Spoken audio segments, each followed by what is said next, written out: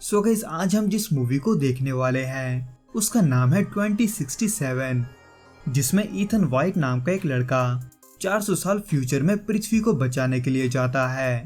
क्योंकि जिस समय में वो रहता है यानी कि साल 2067 में, जहां से ये मूवी शुरू होता है, उस समय पृथ्वी में इस कदर क्लाइमेट चेंज होता है कि पृथ्वी में सांस लेने लायक ऑक्सीजन ही नहीं बचता और ना ही कोई पेड़ या पौधा बचता है जो ऑक्सीजन को बना सके। इसलिए चारों तरफ तबाही मचा होता है। यहाँ तक कि लोग ऑक्सीजन का कीमत बताने के लिए खुद को ही जलाने लगते हैं, पर ऑक्सीजन के ना होने के वजह से वो जल भी नहीं पाते, जिसके वजह से देखते ही देखते कुछ ही सालों में इंसान लुप्त होने के कगार पर आ जाता है। लेकिन इन सभी कैटास्ट्रॉफिक चेंजेस के बावजूद भी ऑस्ट्रेलिया का एक शहर बचा रहता है, जहाँ का ईथन रहने वाला होता है, जहाँ पर लोग जिंदा रहने के लिए सिंथेटिक ऑक्सीजन का यूज करते हैं। पर फिर भी ऑक्सीजन की कमी के कारण उनमें से कई लोग एक बीमारी का शिकार होते हैं, जिसको वो लोग O2 सिकनेस कहते हैं। और ईथन, जिसके बीवी जैंथी को भी यही सिकनेस होता है, वो उसके इलाज के लिए पैसे जमा करता है। इनफैक्ट वो पैसे कमाने के लिए दिन रात काम करता है, ये जानते हुए भी कि इस सिकनेस का कोई इलाज नहीं है। पर इसी दौरान उसे एक दिन क्रोनिकॉप की CTO रजीना उसे अपने ऑफिस बुलाती है। इन शॉर्ट, क्रोनिकॉप सिंथेटिक ऑक्सीजन बनाने वाला वहाँ का सबसे बड़ा कंपनी होता है।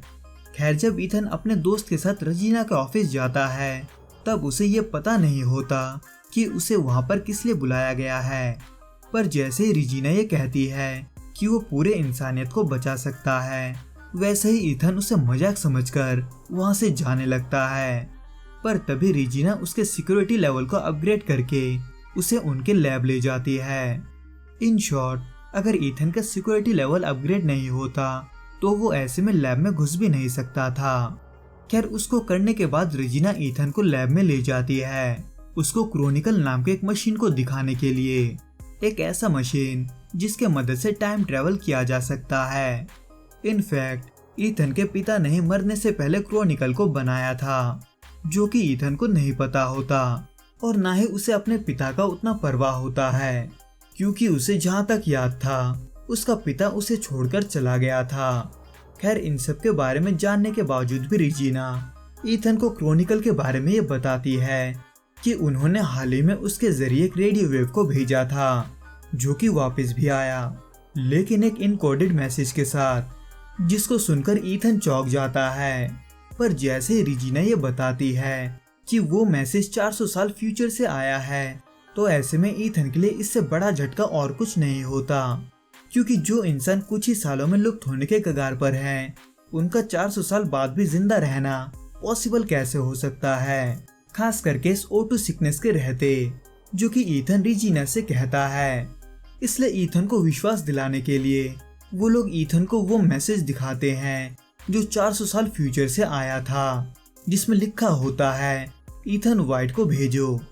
जिसको दिखाते हुए रजीना ईथन के सवाल का जवाब देते हुए ये कहती है कि फ्यूचर के लोगों को शायद O2 सिकनेस का इलाज मिल गया होगा, क्योंकि इसके अलावा उनके जिंदा बचने का कोई तुक नहीं बनता। इन शॉर्ट, रजीना को ऐसा लगता है कि फ्यूचर के लोग उन्हें उस सिकनेस का क्योर देना चाहते हैं, ताकि वो और लोगों को बचा सके। पर इन सब के लिए ईथन वाइट ही क्यों, ईथन रजीना से पूछता है, पर रजीना के पास इसका जवाब नहीं होता। जिसमें एक और प्रॉब्लम ये होता है कि उनको ये नहीं पता होता कि वो ईथन को वापस कैसे लाएंगे। इसलिए रजीना ईथन से फ्यूचर में उन लोगों को ढूंढने के लिए बोलती है जिन्होंने फ्यूचर से उस मैसेज को भेजा है, इस उम्मीद में कि शायद वो लोग ईथन को वापस भेज दे। जिसको सुनने के बाद ईथन फ्यूचर में जाना चाहता है या नहीं, इस बारे में अपने दोस्त जूड से बात करता है। इन शॉर्ट, ईथन इस पागलपंती के वजह से अपनी बीवी जैंथी को इस हाल में छोड़कर जाना सही नहीं मानता, जैसे कि उसके पिता ने उसके साथ किया था। जिसको कहते ही हमें ईथन के बचपन का एक फ्लैशबैक दिखाया जाता है, जिसमें ईथन अपने बर्थडे वाले दिन अपने पिता रिचर्ड का इंतजार कर रहा होता है, जो कि वैसे तो घर देर से आता है, पर एक गिफ्ट के साथ, जो कि दरअसल रिचर्ड ने ही उसके लिए बनाया होता है। जो ये कहते हुए उस बॉक्स में ईथन को अपना हाथ डालने के लिए कहता है कि वो बड़ा होकर बहुत ही इम्पोर्टेंट शख्स बनेगा। पर जैसे ईथन उस बॉक्स में अपना हाथ डालता है, उसके हाथ में वैसे ही एक बैंड जुड़ जाता है जिसको वो चाहकर भी नहीं निकाल पाता, क्योंकि वो उसके हड्डियों से जुड़ जाता है। जिसके बाद हमें फिर से प्रेजेंट टाइम का सीन दिखाया जाता है, जहां ईथन ज़ैंथी को रजीना की कही गई सारी बातें बताता है, जो उसको सुनने के बाद ईथन के ना बोलने पर भी वो ईथन को फ्यूचर में जाने को बोलती है। इन शॉर्ट, इसके वजह से वो रजीना के पास जाकर आखिर में हाँ बोलता है, पर इस शर्त पे कि उसे उसके बदले में वो क्योर ज़ैंथी को पहले देना होगा।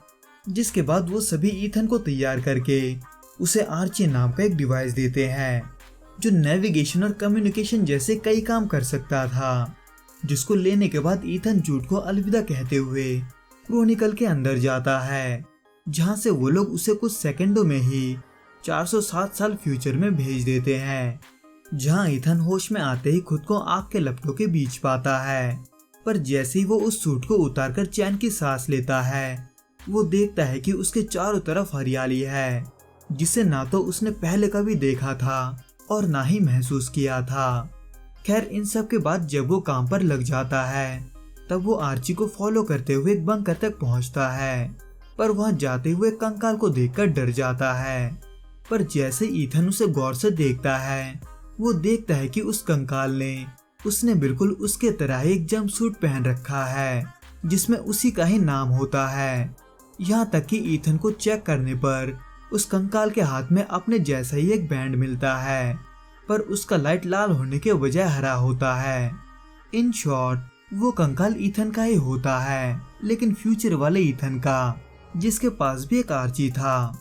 इसलिए ईथन, जो इन सब के वजह से कुछ भी समझ नहीं पा रहा था, वो पुराने वाले आर्ची को लास्ट रिकॉर्डिंग सुनाने को कहता है, ये जानने के लिए कि दूसरे ईथन यानी कि उसके साथ क्या हुआ था। पर उसमें ज्यादा बैटरी ना होने के वजह से उसे ज्यादा कुछ पता नहीं चल पाता, इसलिए वो अकेले ही, जिसको अभी तक कोई भी इंसान नहीं दिखा था, वो ऐसे में थकने और भूख लगने के वजह से वहां से कुछ बेर तोड़कर खाता है, जो कि दरअसल जहरीला होता है, जिसके वजह से वो कुछ ही देर में अपना होश खोने लगता है और किसी को अपने पास आता देख बेहोश हो जाता है। पर जैसे ही वो होश में आता है, वो देखता है कि किसी ने एंटीटॉक्सिन देकर उसका जान बचाया है, लेकिन ईथन को बचाने वाला और कोई नहीं बल्कि ईथन का दोस्त जूड होता है, जिसको क्रॉनिकॉप वालों ने ही ईथन का ध्यान रखने के लिए भेजा होता है। खैर, इन सब के बाद ईथन जूड को भी अपना वो कंकाल दिखाता है, पर उसे भी ये समझ में नहीं आता कि ये सब कैसे हो सकता है। लेकिन अब जब उसका मेन मिशन उस क्योर को ढूंढने का था, तो ऐसे में वो आर्ची को एक बार फिर से फॉलो करते हैं, जिसको एक और बंकर मिला होता है। जहां पहुंचते ही उस बंकर का सिक्योरिटी सिस्टम ईथन को स्कैन करके उसे पहचान लेता है, क्योंकि वो क्रोनोकॉर्प का ही लैब होता है, जहां के लिए पहले ईथन का सिक्योरिटी अपडेट किया गया था। पर फिलहाल उन दोनों को ही ये नहीं पता होता, इसलिए वो अनजाने में ही उसके अंदर घुसते हैं, जहां पर उन्हें एक स्क्रीन पर ईथन का नाम दिखता है। पर जैसे ईथन उसे एक्टिवेट करने के लिए एंटर प्रेस करता है, वैसे उसके हाथ का बैंड उसका डीएनए सैंपल लेने के लिए उसके हाथ को ड्रिल करने लगता है। पर जैसे उसका डीएनए किसी चीज से मैच हो जाता है, वैसे ही उसके बैंड का लाइट हरा होने के अलावा क्रॉनिकल भी एक्टिवेट हो जाता है। इन शॉर्ट, ईथन के पिता रिचर्ड ने ईथन को एक्सेस देने के लिए उसके डीएनए को ही उसका कोड बनाया था, ताकि वो क्रॉनिकल को यूज कर सके, जिसको वो अपने सामने देखकर हैरान हो जाते हैं, क्योंकि वो अब घर लौट सकते थे। पर इसमें प्रॉब्लम ये होता है कि उन्हें अभी तक वो क्योर नहीं मिला था जिसके लिए वो वहां पर आए थे, जो कि प्रॉब्लम इसीलिए होता है क्योंकि क्रॉनिकल अगले 4 घंटे में सन 2067 में जाने वाला पोर्टल खोलने वाला था, यानी कि उनके पास क्योर को ढूंढने के लिए सिर्फ 4 घंटों का ही वक्त होता है। पर ईथन वो कुछ अलग ही सोच में पड़ा होता है। इन शॉर्ट, अब जब ईथन के हाथ के बैंड का लाइट हरा हो चुका था, बिल्कुल मरे हुए ईथन यानी कि उस कंकाल के तरह, तो ऐसे में ये चीज तो पक्का होता है कि वो मरा हुआ ईथन भी इन सब से गुजर चुका था, यानी कि हर एक कदम के साथ ईथन अपने फ्यूचर के ईथन जैसा ही बनता जाता है। हालांकि ये सब सुनने के बाद जूड ईथन को पागल समझता है, यहाँ तक कि वो इन सबको छोड़कर वापस घर लौटने के लिए फोर्स करता है। पर ईथन इन सब के बारे में और भी जानने के लिए उस लैब का सबसे पहला वीडियो रिकॉर्डिंग को प्ले करता है, जिसमें उसे अपना पिता यानी कि रिचर्ड दिखाई देता है। इन शॉर्ट यही वो पल होता है जब उन्हें ईथन वाइट को भेजने के लिए पहला मैसेज मिला था, लेकिन उन्हें भी ये नहीं पता होता कि क्यों। पर फिर भी रिचर्ड ईथन के हाथ के लिए वो बैंड बनाता है, ये सोचकर कि उसका बेटा उनको बचाने का एक उम्मीद बनेगा, जो कि चल ही रहा होता है कि वहाँ का पावर बंद हो जाता है, क्योंकि वहाँ का न्यूक्लियर कोर ओवरलोड होने की वजह से कुछ देर में ही फटने वाला होता है, जो कि अगर वाकई में होता है तो ऐसे में क्रॉनिकल बिना न्यूक्लियर पावर के काम नहीं कर पाएगा। इसलिए वो दोनों न्यूक्लियर कोर को ठीक करने के लिए उस कोर की तरफ बढ़ते हैं, जो उस शहर के नीचे होता है जहां वो रहा करते थे। पर यहाँ पर उन्हें सुनसान टूटे फूटे इमारतों और इंसानों के कंकाल के अलावा कुछ नहीं मिलता, जिसके वजह से वो दोनों ये समझ जाते हैं कि वो जिस क्योर के लिए आए थे वो दरअसल बना ही नहीं है। इसलिए ईथन हिम्मत हारकर मायूस हो जाता है और उस पल को याद करता है जब लोगों ने सिंथेटिक ऑक्सीजन को छीनने के लिए उसे और उसकी माँ को रास्ते में मरने के लिए छोड़ दिया था, जहाँ उसकी माँ तो नहीं बच पाई पर जूड ने उसे बचा लिया था। खैर अब जब वो अब भी वापस जा सकते थे तो जूड ऐसे में उसको न्यूक्लियर कोर को ठीक करने के लिए फोर्स करता है। पर इस दौरान जूड जो भी चीजें बोलता है वो उसे सुना सुना महसूस होता है, जो कि ईथन ने वहां आने के बाद उस मरे हुए ईथन के आर्ची में सुना था। यानी कि ईथन को मारने वाला और कोई नहीं बल्कि जूड था। पर जूड ऐसा मानने से इनकार करते हुए उसे गन पॉइंट में न्यूक्लियर कोर को ठीक करने ले जाता है, जिसको ठीक करने के बाद वो दोनों उस बंकर में वापस आते हैं। पर जैसे ईथन वहां का दूसरा एग्जिट वाला दरवाजा खोलता है, उसे अपना कंकाल फिर से एक बार दिखाई देता है, जो कि उस बंकर के दूसरे हिस्से में होता है। खैर इस बार उस कंकाल को देखकर ईथन ये समझ जाता है कि वो दोनों ही जैसे ही वापस अपने टाइम में पहुंच जाएंगे, जूड उसे गोली मार के उसे अगले 400 साल के लिए वहीं छोड़ देगा। पर जूड ऐसा क्यों करना चाहता है, ईथन ये जानने के लिए उससे बहस करने लगता है, क्योंकि जूड ने उसे बचपन में बचाने के बाद से उसे अपने भाई की तरह ही पाला था। जिसमें इसी दौरान ईथन मौका पाकर जूड को एक रूम में लॉक कर देता है और वहां के बाकी के वीडियो को देखता है, जहां पर ईथन को ये पता चलता है कि ये सब रिजीना का प्लान था। इन शॉर्ट रिजीना कभी किसी क्योर को ढूंढने के लिए क्रॉनिकल का यूज नहीं करना चाहती थी, बल्कि वो क्रॉनिकल का यूज पैसे वाले लोगों को फ्यूचर में भेजने के लिए करना चाहती थी, जबकि रिचर्ड सभी को बचाना चाहता था। इसलिए रिजीना ने रिचर्ड का मुंह बंद करने के लिए उसे जूड के हाथों मरवा दिया था। पर अब जब उसे ईथन के बैंड यानी कि ईथन के डीएनए और क्रॉनिकल के कनेक्शन के बारे में पता था, तो ऐसे में उसने ही जूड को ईथन को बचाने के लिए भेजा था।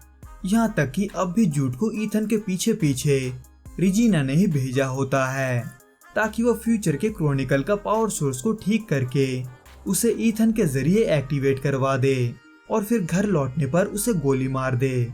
पर जूड जो ये नहीं चाहता था कि ईथन को इसके बारे में कुछ भी पता चले, क्योंकि ईथन वाकई में उसके भाई जैसा था, वो आखिर में शर्मिंदा होकर खुद को ही गोली मार देता है।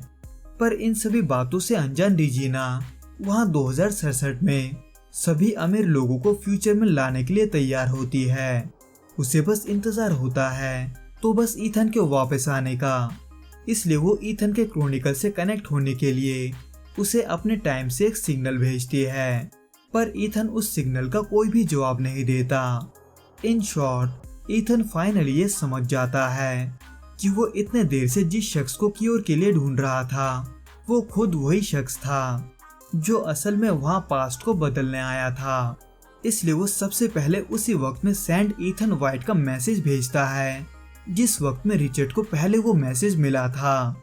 यानी कि वो मैसेज भेजने वाला शुरुआत से ही ईथन था, जो फिर रिजीना का पर्दाफाश करने के लिए आर्ची के जरिए रिचर्ड के मर्डर का रिकॉर्डिंग अपने वक्त में भेजता है। पर सिर्फ यही नहीं, वो क्रॉनिकल में खुद जाने के बजाय अपने वक्त में कुछ पौधों को भेजता है ताकि वो उसे लगाकर हरियाली को बरकरार रख सके।